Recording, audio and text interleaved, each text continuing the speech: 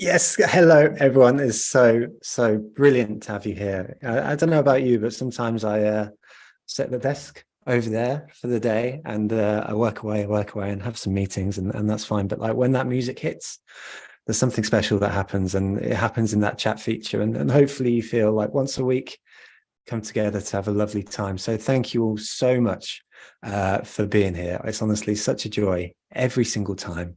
There's such lovely energy. We've got Mandy in Cambridgeshire, we've got Sarah in Glasgow, or Sarah, Fiona in Airdrie, another Sarah in St Albans, Lisbeth in West Mids, Paul in London, Wendy in Portsmouth, and I could keep on going. If you haven't already, do pop in the chat feature where you're watching from and say hello to everyone here. If you are in the chat feature today, don't forget to pop your messages to everyone so everyone can see your messages, not just hosts and panelists. So you just click on the little toggle there. It says hosts and panelists presently. Make sure that's pressed to everyone so everyone can see your messages. I don't know what's just happened as I encourage folks to put where they're watching from. We've got Martha in Malta, I think. We've got Miranda in Brussels, Marguerite in Italy, Montserrat in Madrid, Andrew in Pittsburgh, Sam in India, we've got Marianne in Croatia. That's ridiculous. It's so lovely to have you here. So thank you for taking the time. Today we have a real superstar for you. Nausheen Chen is a speaking coach, multiple TEDx speaker, and like absolute all-round legend. And I say that with all sincerity because, like, to give a bit of behind the scenes on how these sessions work, of course, there's back and forth with our speakers every week, you know, to get the session set up. Nausheen, like, has just been a dream to work with right from the beginning, whether it's being curious about all of you, finding the opportunities to make today a better session, or simply sharing the event. She's been a model guest. And I think the important thing of all of this is that, like, the omens are good for today. So let's just have a good time. Today is a presentation. Nausheen will tell you it's without slides. And then we have the opportunity to get our Q&A going. So we promised the Q&A would be longer than the presentation. So if you've got questions, pop them in the Q&A feature, which is found down below. If you have a question that you like in the Q&A feature, give it a thumbs up. That means we'll prioritize those questions. Nicole is very lovely to say the omens are always good at TMM events. Thank you, Nicole. Before I pass over to Nausheen, I just need to say a big thank you to our sponsors. So this week's featured sponsor is Impression, who are a fabulous agency based in Nottingham primarily, but also have offices down in London. They do everything search related and a bunch of other marketing services. They're a really well established, but also growing, exciting agency who have also been very generous. And the way that they've been generous this week is, like, you know, of course, every week they get the opportunity to speak to the community and say, here's a thing. And this time they've gone, here's just like a thing that we did a little while ago, which is a webinar about the ways that you can take advantage of Google Analytics 4. It's a really useful thing for the community and is exactly how we want our sponsors to interact with our community. So big thank you to Impression. Also a big thank you to Exclaimer, Channable, Cambridge Marketing College, Redgate Software, and Storyblock. Every one of these great companies have taken the time to support the community. So big thank you to all of those. With all that said, that's my introduction done. So Nausheen, you're a legend. Thank you for taking the time today. The chat has been beautiful already, and it's over to you. Awesome. Thank you so much, Joe, for that awesome introduction. Thank you for having me here. And hi, everyone. I am really excited to be here. I'll tell you just how excited. I was just telling Joe earlier that I actually moved apartments today. It's my first day in this new place. And you guys are the very first call, the very first Zoom call that I'm making from my new place. So I'm super pumped. Hi, today's session is on speaking on camera with confidence. And I'm going to give you 3 sneak peeks at what to expect in the next 20 to 25 minutes. So the first thing is not a surprise anymore because Joe already told you there are no slides. There's no PowerPoint. You guys are stuck with me. Hopefully that's okay. This is somewhat of a radical approach. In the past, when I've talked about public speaking, I actually have had slides. So I have nothing against PowerPoint, but today I wanted this to be more of a dialogue with you. And I didn't want to hide behind the PowerPoint because when you share your screen, you're like this little tiny box in the corner. I didn't want to be a tiny box. I wanted to show you guys different things like micro expressions and voice variations. So that is why you are stuck with me. The other reason why I didn't want to have slides today is because a lot of times you have to speak on camera without a PowerPoint, sales calls, meetings, even when you're making your own videos. Some of you might be interested in that, creating video content for LinkedIn, for example, or YouTube. All times where you don't have a slide in front of you, you don't have to go forwards and backwards. It's just you, your thoughts, your expertise, your ideas that you want to express with maximum impact. So for all those amazing reasons, no PowerPoint. Okay. Second sneak peek at what to expect today. I will be asking you a lot of questions. So I love that you guys are already active. I have the chat open in front of me. And I would love for you guys to not just ask questions, which I absolutely encourage at any point, but I will also be asking you questions. And I would love for you to respond. So I'm sorry, I am not going to let you be lazy. I really want this to be a two-way dialogue. So do we have a deal? Is that good? And let's start now. If you guys are good with it, good with responding, awesome. Thank you, Andrew. Thank you, Diane. Cool. Just type deal so that I know that you're there and you like this idea. You guys are really, really cool. Positively lovely even. And the third thing for today is that I want you to go grab a pen and some paper, or you can take notes on your computers if that's your jam. Just because I don't have slides and you can't take screenshots of anything other than my positively lovely face. Please give me time to crack myself up. Just because you don't have slides to take screenshots of doesn't mean that you can't take notes. And I have at least 2 exercises for you to do. So grab pen and paper or have some kind of a word processing thingy open. And now, because I don't have PowerPoint, I will be doing my own transitions. So I'm also very cheesy in case you haven't gathered already. 1 minute intro on me. I see some familiar faces and names.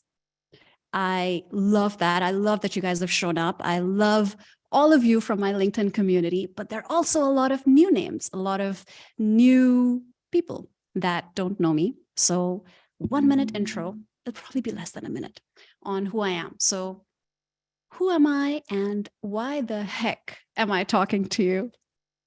So, you know that annoying kid who always gets up in front of the entire family and recites the most boring poem ever? I used to be that annoying kid. I have been in love with speaking to an audience for as long as I can remember, but I never thought that that's something I would be doing for a living. So I really took the absolute long way there. I started off in marketing, believe it or not. That's why it's so close to my heart. And I was in Procter & Gamble, the Fortune 50 giant, for 5 years, doing marketing and PR and media relations, till at the ripe old age of 27, I had a late quarter life crisis. I stopped doing everything. I quit my job. I traveled to Nepal. I got into improv and stand-up and theater And I ended up writing and directing these comedy segments on this crappy late night TV show.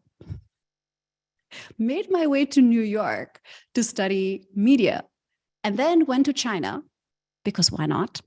And worked there as a filmmaker, bootstrapped my filmmaking agency to $1 million in revenue, basically burnt out. I remember one morning, actually, at 2 a.m., I was walking back to the office. I had to meet a teammate, and we were going to go over the first cut of a commercial that we had to show a client the next day. 2 a.m. in the morning, walking back to the office. And I asked myself, Nausheen, what have you done? Not only are you living this stressed out life, always on the edge of burning out, but you've also dragged these other people in, your team members, with you. And I also realized that I was never a filmmaker. The parts I loved were working with people to give their absolute best performance on camera. That was all I really cared about. I didn't actually care about making the actual commercial or selling products. So another big pivot in my life, I quit that. And that's why you find me here now speaking on camera with confidence, because I realized that throughout the 17 years or so of my professional life, the one thing that I had done constantly was speaking to an audience, speaking in public, speaking on camera, and coaching people. So now I coach CEOs, execs, entrepreneurs, and awesome people like you how to speak on camera or on stage or in meetings or at big events like TEDx or TechCrunch or Bloomberg, how to really get their point across as effectively as possible. That was it. That was my intro. And now let's get to the meat of it. So, okay, you're in a session called How to Be Confident When You Speak on Camera. What's the big deal? This is my first question to you guys. What's the big deal? Why is it important to be confident when you speak on camera? Give me your best guesses, your best responses to that. Okay, to convey trust and authority, to show that you know what you're talking about. And we do it all the time. This is great. We live half our lives on camera. That's from Marco, my good friend. Hi, Marco. To be credible, authority, confidence, convinces. Awesome. Cool. I love these responses. So you guys are very clear that it's really important to be on camera. And it's really important to be confident when you're on camera. Because a lot of people aren't convinced about the first part, right? A lot of people keep their cameras off and they are not even visible. I'll tell you about 3 things. Thank you, Marco. I'll tell you about 3 different types of speaking that you're doing, where if you're not confident, what's going to happen? So in a sales call, for example, if you're not confident, you're not going to get the deal. In a presentation, people aren't going to remember you. And if you speak with confidence, you're going to get their attention. And if attention really is the currency of today, then that's going to make you rich. And the third scenario, in a meeting, when you speak with confidence, your message is clear, it's understood, and you get shit done.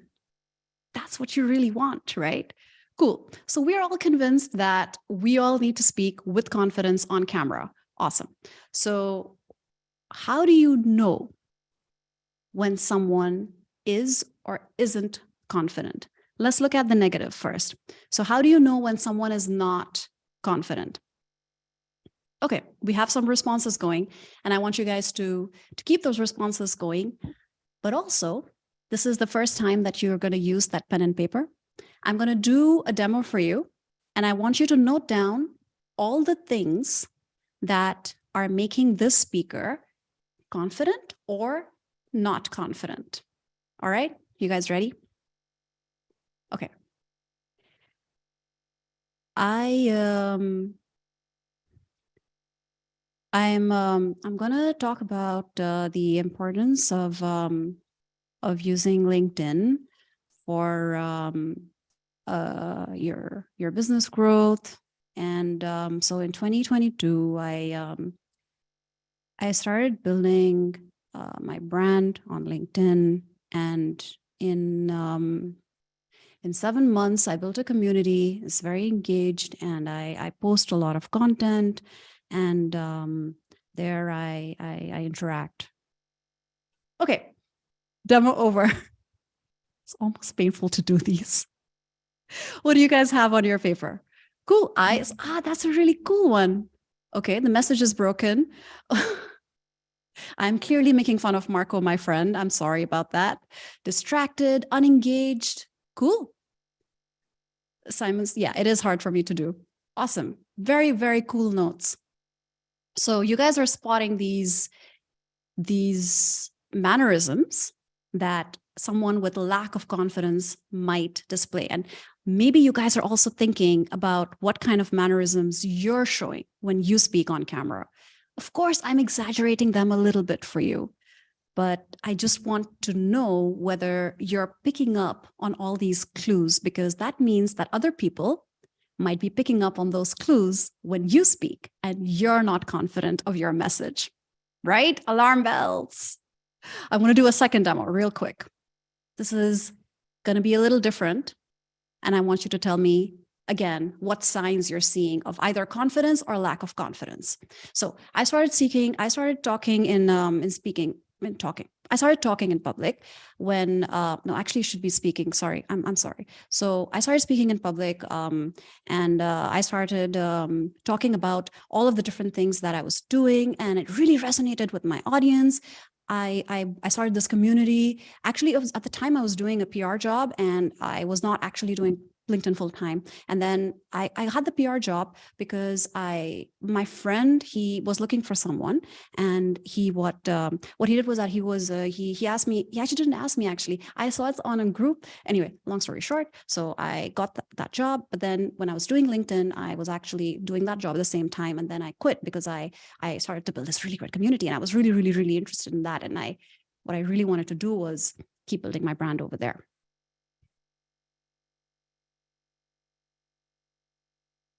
Awesome.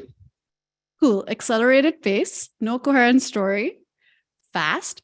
So this is great. You guys are awesome. You're really picking up all of these clues that I'm leaving there for you. This is my brain every day. Okay. Lost the patience to listen, stream of consciousness, self-correcting insignificant details, right? We've all been there. I wanted to do these quick demos to show you two very different types of lack of confidence. And based on my experience, I've seen people broadly, very broadly in these camps, either a lack of energy and a lack of kind of like a hesitation to really be yourself or to really show a lot of yourself, like hiding. That's, the eye contact stuff and low energy. Or, of course, the other type, which is a nervous speaker and someone who's speaking too fast and not really enunciating, not really there with the audience. So just a moment of self-reflection for you, if you like. Think about what kind of speaker you are. And maybe you're not just one type. Maybe sometimes you're the nervous, shy speaker, and maybe sometimes you're the nervous, fast, overthinking speaker. And we've talked about a lot of these signs: filler words, making kind of not really showing a lot of expressions, lack of eye contact, repetition, lack of control over your voice, over the pace of your voice, speed, lack of body language, lack of energy or too much energy, too much nervous energy. So if you make a list, imagine that all the different things that every awesome person here has listed, if you make a laundry list of all of these signs of low confidence. And one by one, you tick all of them, okay? So you have great body language, you get rid of your filler words, you have good expressions, you have clarity, you're enunciating, you're controlling your pace and adding in the pauses, you're not overthinking. Let's say you tick all the boxes. Will you then have confidence? Just give me a yes or a no. Will you have confidence if you tick all of those boxes? All right. Cool. We're getting no's. We're getting no's. Because you'll appear to have confidence. My brain will start to hate me, but I'll get a bit closer. What I'm getting at is, of course, that you can learn to put on a show. And this, I speak from experience. I have put on a show since I was probably, 7 years old, 8 years old. But I was not always confident. Of course not. I had low self-esteem for the longest time. But I could go on stage and I could project confidence, and you would believe me. I am what some people say a natural on camera or on stage. In those times, it was on stage, right? I'm almost 40. But just having that outer performance, doing that outer performance, doesn't actually mean you're confident on the inside. So this is a very important point that I wanted to share with you. Of course, I cannot teach you inner confidence in 20 minutes. I do work on inner confidence with my clients. That takes weeks, months, maybe a year. You can absolutely develop that inner confidence.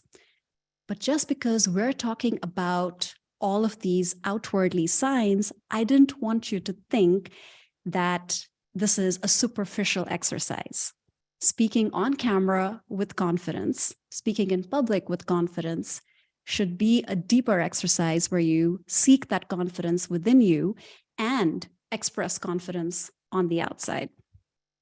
So what I can tell you, what I can teach you in the next 15 minutes or so is how to get started with both inner and outer confidence. And I'm going to give you the key right now.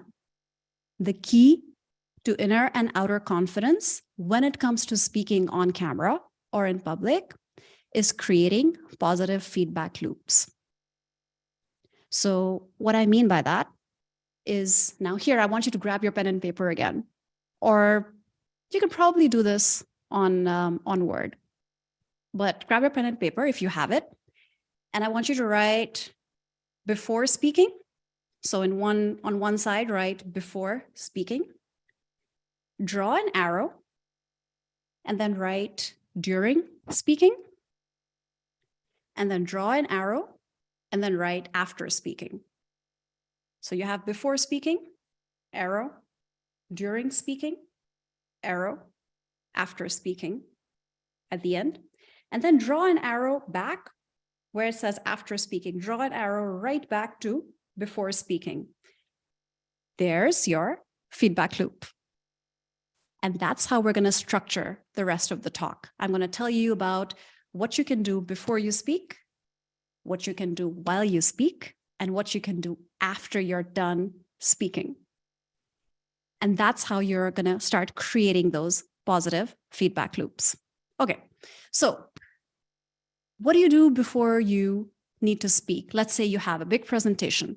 Let's say you need to go online on a webinar and you really, really are very excited, but also nervous at the same time. Do you guys have anything specific that you like doing before you go? Practice, breathe, rehearse. Sarah, I'm sorry. I mean, I don't know if I've cried before going on stage or on camera, but I've definitely had a lot of emotions. I had my heart racing. I've done this a lot, but I had my heart racing today as well. And I just, I managed it. I managed it by my pre-camera warm-up routine. So That's what I want to get into. Some of you guys do. Okay, Superman pose. Other than panicking, you don't do anything else. Okay, cool. So hopefully that'll help you, Michael, what we're going to talk about. Hopefully that'll help you. Going for a wee is always a good idea. Absolutely always a good idea. So this is a sneak peek into what I believe you should be doing, what I recommend you to do. I believe you should do whatever you like, but what I recommend you to do before you go on camera. And this also applies to going on stage. It applies to creating a video. What you need to do is really simple, is absolutely simple. You have to turn yourself on. I try saying that with a straight face each time and I fail. But really, I'm serious. This is the one thing you have to do. Learn to turn yourself on. And this can take many different shapes and forms. For some people, it means calming their nerves. It could mean meditating, breathing. Someone talked about breathing. And then that's just part one for the ones who have those nerves. And then taking that calm energy and turning it on for the audience. You can probably assume that I don't talk like this on a regular basis. If I'm talking to my husband, for example, who's in the next room, I think he's trying to catch a nap, but I don't think he's going to be successful. If I'm talking to him, for example, I'm just like, yeah, so, what do you want for dinner? Yeah, okay. All right, pizza sounds good. No, wait, I'm off carbs. Right? I'm not turned on. I'm not actively engaging my voice, my energy, and my body language. These are clues for you for what's going to come next in the during part. But this is what I do before I go on camera. I take time for myself. I take about 5 minutes, at least 5 minutes. I stop responding to emails. I stop talking to other people. I take time just for myself. I drink something. I sometimes do a 3-parter routine, which is what I call my pregame routine, which I also teach my clients, which I will teach you. We're talking about Grey's Anatomy now in the chat. I have not been following that, but I will catch up. So this is a pregame routine that I teach people and that I would love to teach you in 3 minutes. So there are 3 parts. The first part is a physical warm-up. The second part is a vocal warm-up. And a third part is an expression warm-up. All right. So I want to do the first part by myself, and I would love for you to join me wherever you are. This is basically the kind of warm-up you would do before you go to the gym. A little less intense, depending on what you're going to do at the gym. But you start with kind of shaking out your arms. So like just shake them out, right? Go ahead, shake them out. Okay. Imagine that you're shaking out all the nervousness, all the stress, just letting it go. Yeah. Then do the same thing with your legs. You can't see me, but I'm doing that right now. So shake out your right leg, shake out your left leg. Maybe think about Grey's Anatomy while you're doing it if you need to. And then let's do some shoulder rolls. So roll your shoulders 360 as much as you can. I think, yeah, sure, I'm circling them.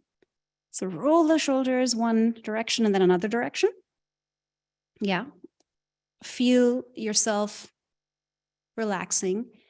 You could probably do this either at your desk, or if you're, for example, going to go on stage, then you can go and find a place to do it, maybe like a bathroom. Like I do this in the bathroom, at like these events, these venues.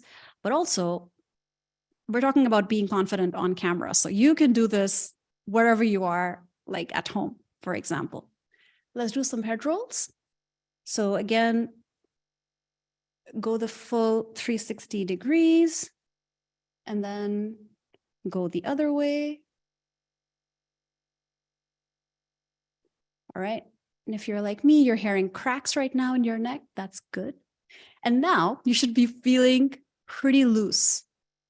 And the idea is to get you in a state where you're feeling relaxed, but also flexible, because you're going to be doing a lot of work with your body, especially the upper half of your body, while you're speaking on camera. And if you really want that extra pump of energy, do some jumping jacks or dance to your favorite song right before you need to go on camera. So many cracks. Yeah, I hear it. I hear it. All right. And now I want to do some vocal warm-ups, and I would love to volunteer Joe. Where is Joe? Joe, are you there? There you are. I'm here. I'm here. I'm sorry. I wasn't looking at the screen, and then I'm like, Joe. Cool. Are you ready to do some vocal warm-ups? I'm ready. Oh, Awesome. I'm ready. It's less silly if there's someone else doing them with me. So this is part 2 of the warm-ups. You guys just did physical warm-ups, and this is to warm up your vocal cords so that your voice doesn't come out thin when you start speaking, and it has a lovely, rich texture. So I'm going to do really simple vocal warm-ups. This is the kind that a singer would do before going on stage. You do a low sound and start with, I hope your hands are clean, because I'm going to ask you to put them on your lips. Yeah. So start with making an sound. I'll just show you in a second. And have your lips, have your fingers on your lips so that you can feel the lips buzzing, and that's how you know it's working. So we're gonna make a sound and hold it for a while. So just like this.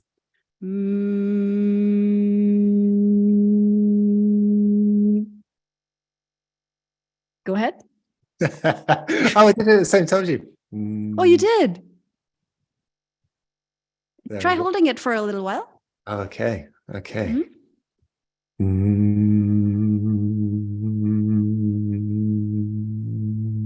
Awesome. So guys, hold it for at least that long. Do this a few times.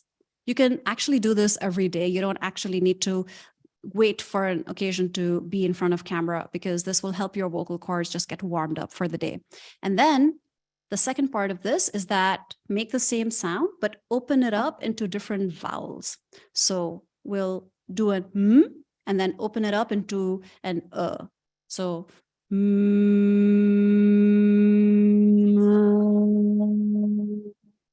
you want to try? I'm here for it. I'm all in now. So let's go for it. Go for it.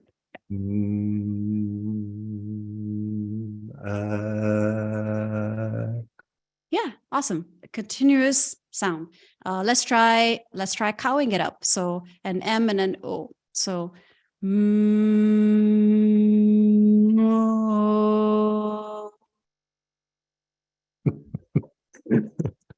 Joe's like, I did not sign up for this. It's all good. I love it. Oh. Awesome. Cool. That was awesome. So do this with all 5 vowels. And at the end of this, you should, if you guys have been following along with us, you should already feel a little bit of a difference. Do you feel a difference, Joe? Now when you speak? Yeah, I do. Your vocal cords should be a bit more relaxed, and you should feel like the quality of your voice just became a little bit richer and thicker and more textured. And we haven't done the whole thing. So after you do the whole thing, you'll really benefit from it.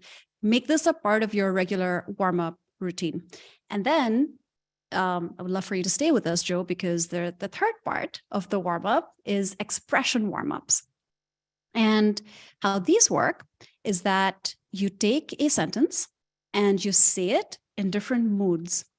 The idea here is to prime your brain and your face to be expressive. Because what you're going to do now, remember, all of this is in service of turning yourself on for the camera. So what you're going to do after this is go on camera with the most expressive facial expressions, with the most expressive voice. So this warm-up helps with that. We're going to take a sentence. For example, the marketing meetup is positively lovely, but takes a lot of hard work. So that's your sentence. First, I'd like you to say it in a neutral tone. The marketing meetup is positively lovely, but takes a lot of hard work. Awesome. It's from the heart. I feel it. And now I'd like you to say it like you are in a job interview and you're very eager to please. The marketing meetup is positively lovely, but takes a lot of hard work. Nice. Cool. And now you're telling someone off who's made a big mistake. The marketing meetup is positively lovely, but takes a lot of hard work. That was hard for you to do. It's not my awesome position. Last one. You're explaining this to your kid. The marketing meetup is positively lovely, but it takes a lot of hard work too. Yeah. Okay. All right. Cool. So that's a lot of the hard work for you today done. Thank you, Joe. Thank you. So that was to show you guys what a warm-up routine looks like. Hope you've been taking notes. I want to go straight into the during part of this. I just had a look at the time and realized I definitely want to leave time for the Q&A. So after you're done with this, you're all warmed up, you go into your meeting, you go into your presentation, and what do you pay attention to? I talked about this magic formula earlier. If you can pay attention to your voice, your energy, and your body language, you're already hitting that trifecta. You're going to be a lot more confident, clear, concise, and impactful. What do I mean by voice? Varying the voice, pausing, adding in drama, if you want to tell the audience a secret, or just telling them about all the awesome things that you are excited about. Varying your voice obviously makes a huge difference because all of us tune out when we hear a monotone. The second thing you should be doing with your voice is, of course, enunciating. So I'm going to do a quick demo to show you what is enunciating and what is not. So when you speak normally, for example, you might be talking like this. You might be just kind of eating up your words. You might be like mumbling. It might not be even be low energy, but like what you're not doing is that you're not opening your mouth. You're not really actually making an effort to enunciate. You're just speaking like you might normally be speaking like to a normal person. And in everyday conversations, it's kind of okay. It's kind of quite all right. It's normal. But when you speak on camera, when you really want to be impactful, you want to be in the 1%, right? You don't want to be just ordinary. That's when you have to stop mumbling, enunciate. And when you enunciate, something magical happens. You start becoming more confident of your words because you're committing to them. You're standing by every word you're saying because you're clearly enunciating, you're clearly pronouncing it. So it's a very physiological thing. And I would love for you guys to try this. There are great enunciation exercises that I actually share on my profile. So I won't go into them here. You can also Google them, of course. But adding in the vocal variation and then paying attention to enunciating will already elevate your speaking game. All right, second up, the energy. Of course, we talked about turning yourself on in the beginning. We talked about making sure that you are showing up active, showing up with high energy. But can you overdo it? Normal is boring and overrated. That's true. Can you overdo it? Can you overdo the energy? Right? I'll show you. My husband thought he was answering that. He also agrees that yes, you can. What I'm going to do is ask you which Nausheen you'd like to speak to, 1, 2, or 3. So Nausheen 1, I really want to have a talk with you today. Okay, that's Nausheen I. Nausheen II, I really want to have a talk with you today. And Nausheen III is, I really want to have a talk with you today. Thank you. I mean, Nausheen II is scary. This is true. It was on purpose. What I wanted to show you was I'm not just advocating for high energy, because you can go wrong, especially if you haven't taken the time to calm your nerves. That's crucial. If your heart's already beating fast, you already have nervous energy, don't try to elevate that, because then you'll just end up talking like this, and then you'll start like mumbling over your words, and you won't really, you will not be able to catch your breath. What you need to do is be more in control of your energy, and aim for that sweet spot. I'm a big Goldilocks fan. Okay, body language.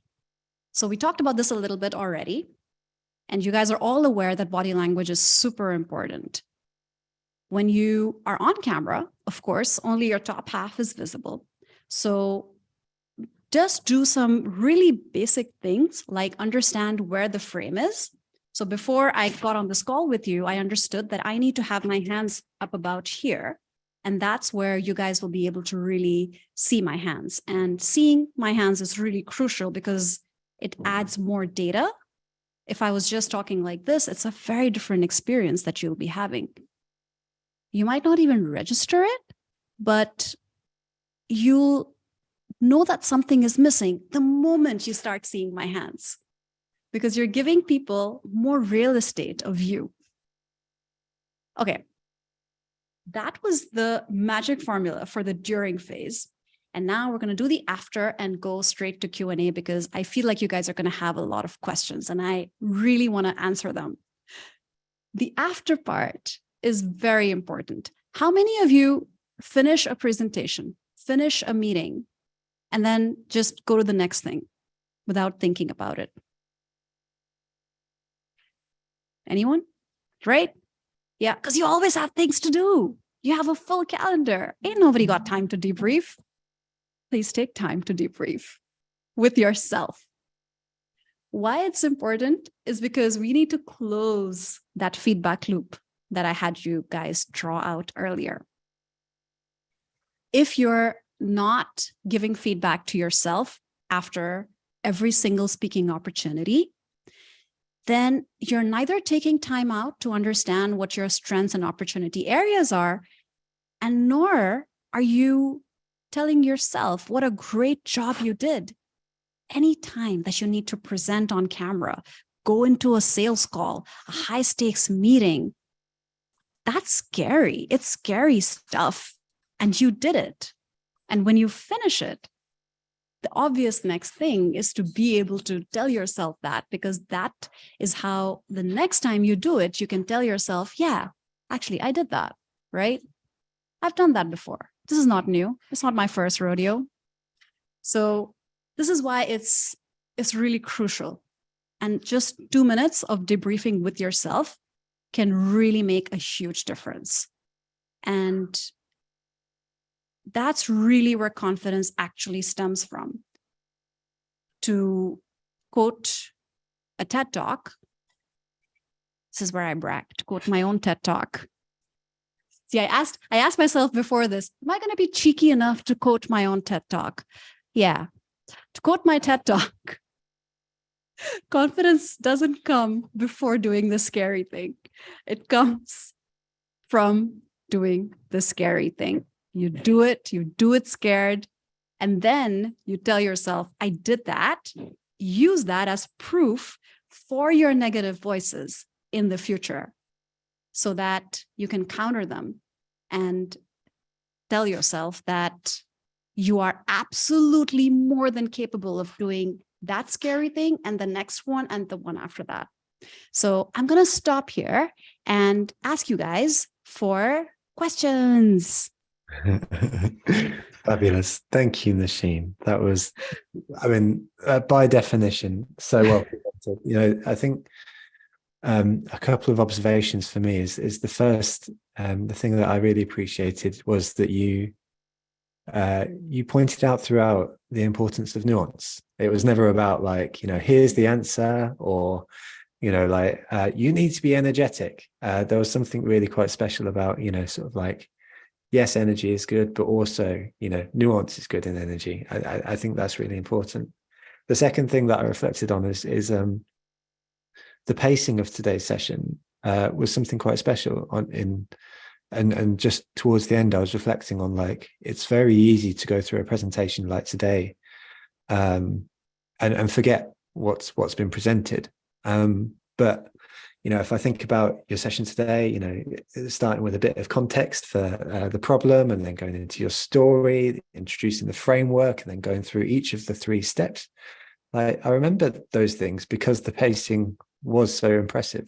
So it was really, really quite something to observe. So thank you very much. It was really, really excellent, and as a demonstration, both of how to do it, but also with some practical tips. So it's really, really appreciated. Wow. And let's get into Q&A. So the top one is mirrored both in the chat and also the Q&A. So Andrew has asked a version of it, and Simon has asked in the Q&A, which is a technical question. You're always looking at the camera, which is something that Simon struggles with. Any tips or hints on continually looking at the camera, because that felt really important and quite striking as you presented today. So I have 2 tips. The first one is technical. How do you actually do it? So when I'm on my laptop, and especially if I'm delivering a presentation or doing a webinar like this one, I just block everything else and I only look at the green dot. So when I'm actually speaking, because I know I can't see the participants anyway. And when I'm not doing an exercise with you, Joe, I was just constantly looking into the camera because I know that is me looking at you. And I imagine, I can visualize you guys looking at me. So it doesn't faze me. But that brings me to my second point. The technical part is easy to explain, but a lot of people hate looking at the camera. They can't imagine the audience on the other side. And a lot of people tell me that, Nausheen, I can go and deliver a presentation in person anytime. But if you ask me to speak on camera, I freeze because there's no feedback. There's no one there. I can't read someone's eyes or someone's expression. And that feedback is super important for people that are very used to speaking in front of an audience. That is a mindset switch that you have to do. You have to use visualization. Some people use googly eyes. Some people have stuffed animals behind their camera or pictures of their loved ones or favorite clients. So that is a mental, like a mindset thing where if speaking into the green dot is difficult for you because of that, then absolutely you can work on it. And I've seen people get over it for sure. Nice. I love that. I love the idea of the marketing meetups community, collective laptops going around with googly eyes on it. I think that feels like a really useful takeaway, and something it could become a distinctive brand asset as well for the community. I think that could and should be a thing. So we got the next question from Sarah or Sarah. Forgive me for not knowing which. They ask, I have terrible public speaking anxiety. Do you have any tips on overcoming the physical symptoms that come up when speaking to an audience, i.e. shaky hands, stuttering, heart pounding, etc., etc.? So we covered quite a lot less this within the presentation, but do you have any about physical symptoms in particular? So it requires an effort on both those fronts, the inner and the outer front. A lot of the outer stuff you can really control by taking time to warm up and everything else that I covered, like Joe said, in the before speaking part. But then there is the part about, like, why are you getting them? What is the cause, the root cause of it? And that will take some time. I would advise that you look into what exactly is it that's making you nervous. There could be a multitude of reasons: fear of judgment, maybe just a lack of practice, traumatic experience in the past, I've worked with clients with different reasons for it, but first find the reason, because there's always a reason for why you're feeling that nervous, that it's actually impacting your performance, impacting the way that you speak, and then take steps to work towards that. That's what I was talking about. That's what takes, weeks or months of coaching and work. Mm-hmm. Absolutely, and that's definitely mirrored in the chat as well. Nicole, Joe are all giving useful advice around, especially practice. But I love that you point to both inside and out. That's really useful, Nausheen. So thank you. The next question comes from Emily. Emily asks, how do you balance adapting your style to appear confident and in control versus still showing your personality?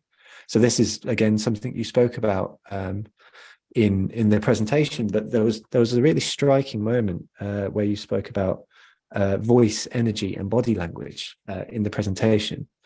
And I wanted to build on Emily's question, if it's okay, and ask the question, how much of a choice is your voice, your energy, and your body language? Do you choose those things? Have you made a conscious choice? Or is that something that comes to yourself over the course of time? Okay. So I love the question. And I'm going to draw an analogy to artists, right? For every great artist especially one who believes in art education and actually goes to school, they have to go through this process of learning from the greats, of mastering specific techniques, of understanding what different techniques exist. And then they can find their own style. So there's a learning process. A lot of it could involve imitation. It could involve just learning and practicing things that aren't your own, but applying them, and then finding your style. Speaking is exactly like that. So there are specific things that are this kind of universal checklist. I mean, you ask anyone what good public speaking is about. Of course, they're going to tell you voice, energy, body language, gestures, expressions, all of that. I'm not giving you something that's like rocket science, right? Rocket science? Yeah. My head is frazzled. I moved apartments today. It's weird. But I love your addition. I love what you asked about how much of it is a choice. All of it is a choice. Absolutely. I make a very conscious decision to turn myself on before I speak on camera, before I go into a meeting, before a coaching session. I make a very conscious decision to get into the right zone and the right frame of mind. And of course, now I'm able to do that. I'm able to leave behind some of the stress from my personal life, some of the anxieties that I might be carrying over. I don't carry them as baggage with me. So it's like a special closed event that happens that I step into. I play a specific role and I step out. Nice. A lot of it is like playing a role on a stage, but as yourself. Yeah. So going back to the question, it of course is about being yourself. Of course it's about being authentic. I would never ask you to be someone else, to pretend to be an extrovert if you're an introvert. No, be an introvert, but find a way to be the most impactful version of that introvert, because what you're looking for is results, and do whatever you need to do to get those results. A lot of introverts, for example, have such a fierce kind of a persona that they turn on if they really need to be super energetic in public. And if you meet them off stage, for example, right, these comedians or talk show hosts who are introverts, they'll be a different person. Mm-hmm. But that's not because they're putting on a show or they're being fake. It's because that's a part of their persona that they're using for a specific occasion. Mm-hmm. I love that. Thank you very much, and definitely resonate with that too. I wanted to pick up on part of the first half of that answer, and forgive me because I gave you two questions, which is not there. But part of the first answer there was about finding the folks who you can admire or you want to learn from, to imitate, to grow, to take example from. And I just wanted to ask who your favorite examples of speakers are, who speak with confidence, who folks, if they're at the beginning of their journey, could look to learn from? I appreciate asking for examples is always difficult because it puts you on the spot a little bit, but do you have 2 or 3 sort of like favorite people that people should look out for? I don't really have any specific idol, so to speak. Mm-hmm. What I love doing is looking up what someone's doing, not really consuming their talk, but identifying what's going on behind the scenes. So I would just advise you literally go and watch some TED Talks. That's the best resource. Look at, of course, Simon Sinek's TED Talk, or anyone's, really. Just look at Brene Brown's TED Talk, anyone's TED Talk. They're all excellent speakers. They all have their own ways of being confident. But what I would really encourage everyone to do is, now you've had a sneak peek at what speakers do, right? I've told you about voice and energy and body language, which some of it which you knew, but I've tried to concretize it and formalize it a bit. Now, I would really recommend that you watch these TED Talks from the point of view of someone who's learning and taking notes. Try to peel back the curtain for yourself and see, oh, this person used their hands in this way to illustrate a point. This person dropped their voice down to a whisper. This person asked the audience this question because they were expecting this kind of response. And once you can start analyzing whatever talk or video you're consuming that way, that's when you'll really start learning. Bang on. I love that. Thank you very much. That's really, really helpful. We've got 2 last questions, and then we'll close out. So one comes from the amazing Diane, who's in Barcelona tomorrow, and then the second one comes from Amy. So Diane's question is a question regarding speaking in public. So Diane asks, how do you balance moving around and making gestures with letting your content or presentation speak for itself? Any tips for moving more consciously or moving with impact? Right. That's a great question, because just like you can overdo it with energy, you can absolutely overdo it with the gestures. When I first started speaking, I remember the first presentation I made at P&G, my boss told me afterwards, you were fine, but your hands were going crazy. What's up with your hands? And it really becomes very distracting. The same thing with walking. I don't know if you've seen these speakers who just they just pace the stage back and forth like a lion in their den, and they can't stop moving. And that's just not going to portray confidence at all. So a trick that I use when I'm on stage is that I pick 3 spots. There is the middle spot, which I love being in as much as I can. It, of course, depends on the way the stage is set up, but I always ditch the podium. I never use a podium. I go stand right in the middle of the stage, and that's my home spot. And from there, I have 2 other spots on either side of the stage. So this works whether it's a small or a larger stage. And then I walk in between those points. And I don't do it randomly. I connect it with my content. So let's say I'm talking about engaging. I'm asking the audience a question, or I'm giving them something to think about. I might walk towards them. Mm-hmm. So sorry, there are 3 spots, but then there's also a 4th one, which is like back and forth, going towards and away from the audience. So I might walk towards them if I'm telling them or asking them something. I might walk to one side when I'm talking about something specific, and I want to say, here, what do you guys think? Mm. And it's okay to do that, because then I'll also give the people on the other side time as well later on. So pick specific spots on the stage and always walk in between them. Don't just walk randomly, connect it with your content. But I also wanted to say that for me, the content shouldn't speak for itself. Because if the content speaks for itself, it could have been an email. You are absolutely there to add and create that experience. You're not there to just deliver the PowerPoint. You're there to deliver your message. And the PowerPoint is just a support, something that we didn't even need today. Mm-hmm. So yeah, I don't agree that the content should speak for itself if you are there to speak. Perfect. I love that.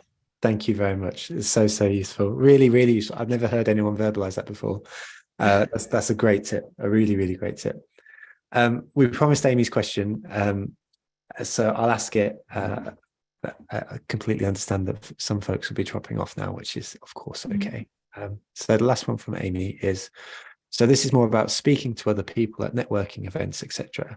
But Amy constantly finds herself worrying about whether she's nodding too much or too little, smiling at the right places, too much or too little, and then realizes that they haven't taken anything in for the past 5 minutes.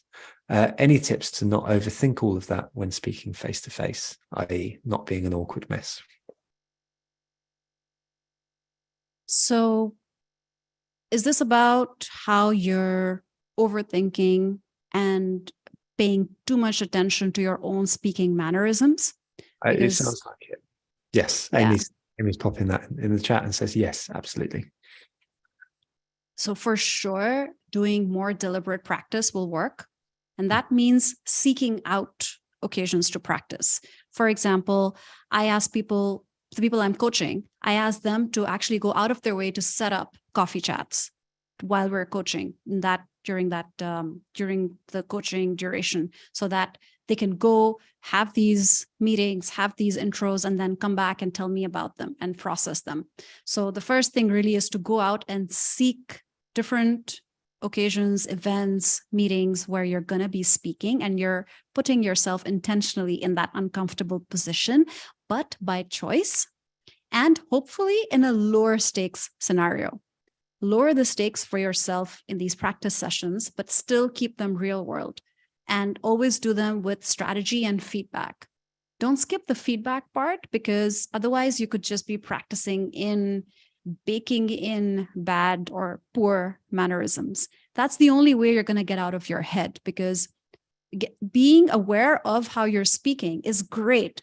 That means you're already doing better than a lot of people who aren't intentional about the way they speak. And they might be making a lot of mistakes, but they aren't even aware. So becoming aware of it is the first step. And that is uncomfortable. It's absolutely a rite of passage where you start becoming aware of your filler words. You start becoming aware of your head nodding. Gosh, the first few interviews I did, and I find myself doing this even now, the first few podcasts that I did, I was like this all the time. I'm just like, yeah. And I had people point out to me saying, your nodding game is on point. And I realized, okay, stop with the nodding, Nausheen. So this is a very uncomfortable phase. It's absolutely fine. That's how it's supposed to go. Now you need to progress to the third phase, where you can actually take all these things that you're learning, not using filler words, being intentional with your speech, not nodding, catching yourself when you're nodding too much, and make it natural, which you'll do through guided practice with feedback. That's perfect. Thank you so much. That's really wonderful advice. And thank you for re-emphasizing the last point about giving yourself the opportunity to create the feedback loop. That's really, really useful. Nausheen, you've been an absolute dream from start to finish. So thank you very much. It's endlessly appreciated, and there's been so many positive comments throughout the duration of today's session. To pick two, we've got Laura saying thank you, that was amazing. We've got Sarah saying thank you so much for a brilliant session. They're now rolling in, so folks, thank you for making today special, and likewise, Nausheen, thank you for giving everything that you have today. Truly fantastic. Oh, thank you so much, Joe. Thank you for having me. And thank you everyone for being so responsive and interactive. I loved that. It really makes me feel like I'm there in the same room with you. So thank you for that. It's a special, special thing every week, appreciate the hell out of you. We're back next Tuesday. So it'd be really lovely to have you all involved. And yeah, that's us for this week. So Nausheen, thank you so much to the community, and we will see you all very, very soon. Have a lovely